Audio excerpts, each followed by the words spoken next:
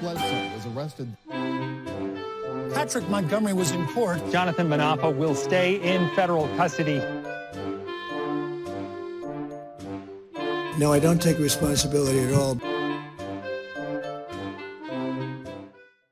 Hey everyone, welcome to the show. So a 30-year-old Rhode Island resident named Juan Rodriguez was seen within the restricted area of the Capitol after following the mob past security gates, fencing, barricades.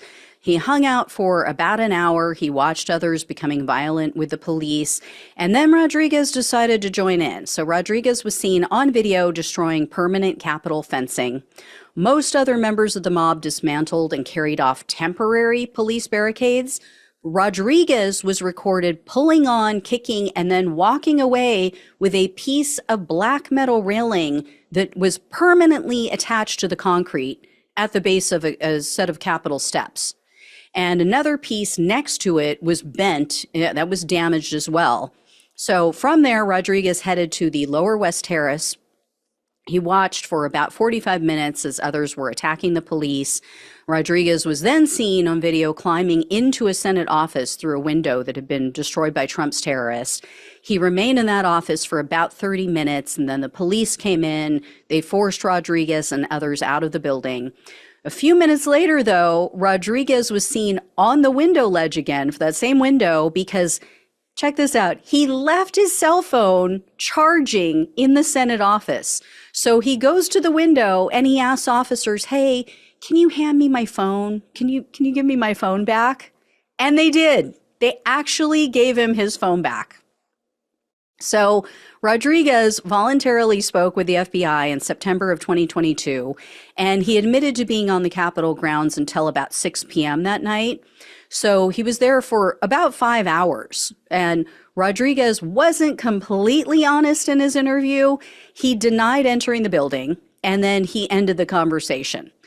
So it wasn't until after Rodriguez took a plea deal that he admitted that, no, yeah, I did go in.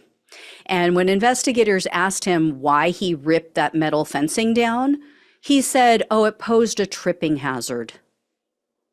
So Rodriguez was arrested on July 13th of 2023, and he was charged with entering a restricted building or grounds, 2 counts of disorderly conduct, entering certain rooms in the Capitol, and impeding passage on Capitol grounds. No charge for destruction of government property or lying to a federal officer. I mean, that permanent structure, that permanent fencing, probably with installation, with labor costs, was probably thousands of dollars.